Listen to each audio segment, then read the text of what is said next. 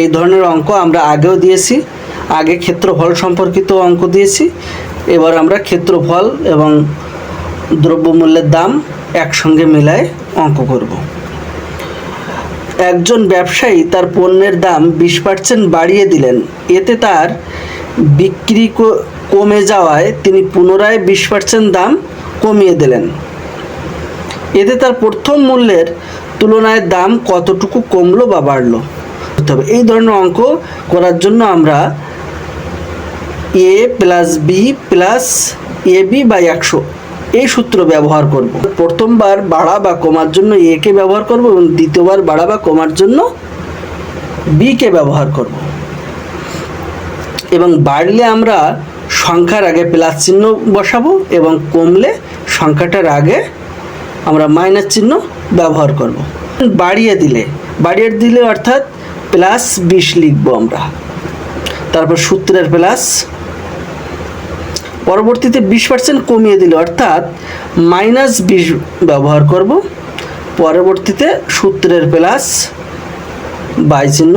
এবার এ এবং বি অর্থাৎ প্লাস 20, এ হলো প্লাস 20 যেহেতু বেড়েছিল, গুণ, এবং বি হলো মাইনাস 20 বাই 100। এই অঙ্কটাতে যেহেতু এখানে প্লাস 20 মাইনাস 20 এই জায়গায় আমার শূন্য থাকে, প্লাস এখানে যেহেতু প্লাস 20 এবং মাইনাস 20-এর ভিতর গুণ সম্পর্ক এবং নিচে 100, তাহলে এই শূন্য আর উপরের 20-এর শূন্য দুটো কেটে যায়, তাহলে শুধুমাত্র প্লাস 2 এবং মাইনাস 2 থাকে এবং এই দুটো গুণ হয়ে মাইনাস 4 হয়। এই মাইনাস 4-এর সঙ্গে প্লাস গুণ হয়ে মাইনাস 4ই থাকে, অর্থাৎ আমার উত্তর মাইনাস 4 আসছে। তো আমরা এখন উত্তরটা কিভাবে বের করব? যেখানে বলেছে দাম বাড়লো বা কমলো, অর্থাৎ এখানে আমরা মাইনাস থাকার জন্য কমলো বলবো এবং সেটা কত? 4%, ঘ নাম্বার অ্যান্সার।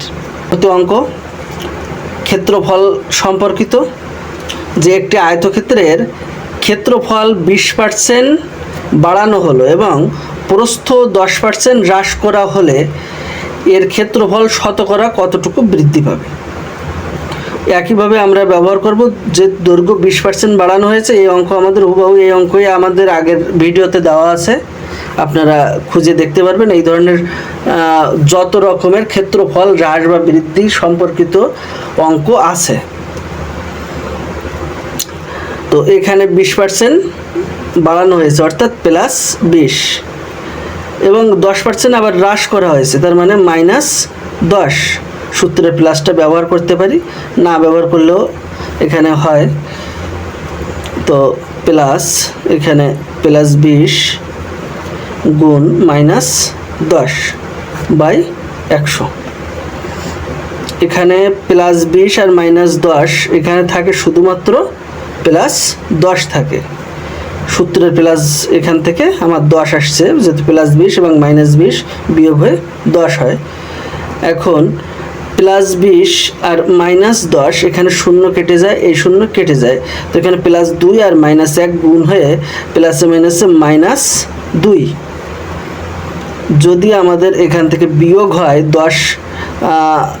10 প্লাস মাইনাস 2 অর্থাৎ প্লাস মাইনাসে মাইনাস, তখন 10 এবং 2-এর ভিতরে বিয়োগ হয়ে 8 হয় অ্যান্সার। অর্থাৎ যেহেতু 8 প্লাস, সুতরাং বাড়িছে, তার মানে বলতে পারি যে ক্ষেত্রফল বৃদ্ধি পেয়েছে। সেটা কত? 8%। যে বৃত্তের ব্যাসার্ধ 20% কমে, তবে উক্ত বৃত্তের ক্ষেত্রফল কত % কমবে? তো যেহেতু বৃত্ত আমার চারিপাশেই বৃত্ত আছে, এই কারণে আমরা দুটোই একই, মানে বৃত্তের চারিপাশের ব্যাসার্ধই সমান। তো আমরা এই ব্যাসার্ধ হিসেবে 20%,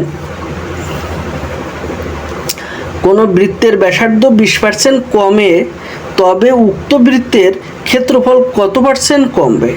এখানে ভাববো যে এর মান কী নেব, বির মান কী নেব। এখানে আমার এ এবং বি দুটোই ব্যাসার্ধ হিসেবে ব্যবহার করব, কারণ আমার ব্যাসার্ধ চারিপাশেই সমান থাকে।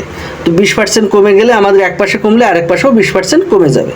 তো মাইনাস 20 ব্যবহার করব, পরেরটাও মাইনাস 20 যেহেতু কমে গেছে। এখানে সূত্রের প্লাস আমরা দিতে পারি, মাইনাস 20 প্লাস এখানে -20 গুণ -20/100, এখানে -20 -40 প্লাস এখানে শূন্যগুলো কেটে গেল, তাহলে এখানে 2 আর 2 মাইনাসে মাইনাসে প্লাস 4 থাকে। তো যদি বিয়োগ হয় তাহলে আমার এখানে -36 অর্থাৎ আমার ক্ষেত্রফল কমে গেছে, মাইনাস অর্থ, আর 36 হলো 36% উত্তর। বর্গক্ষেত্র নিয়ে, যে একটি বর্গক্ষেত্রের প্রতি বাহুর দৈর্ঘ্য 40% করে বাড়ানো হলো, এর ক্ষেত্রফল শতকরা কতটুকু বৃদ্ধি পাবে? তো যেহেতু বর্গক্ষেত্রের দৈর্ঘ্য প্রস্থ সমান, সুতরাং এখানে দুটোই একই, আর যেহেতু বাড়ানো হয়েছে দুটোই প্লাস মান, তো +40 সূত্রের প্লাস, আবারও +40 বির মান, তার মানে +40 সূত্রের প্লাস এখানে বসাবো, গুণ +40/100, +40 মিলে +80 প্লাস এখানে 40 শূন্য কেটে গেল, তাহলে 4 4 16 +16, তো 80 আর 16 এদের মাঝে প্লাস, সুতরাং 96 অর্থাৎ বৃদ্ধি পেয়েছে। বৃদ্ধি কতটুকু পেয়েছে? 96%। ধন্যবাদ সকলকে।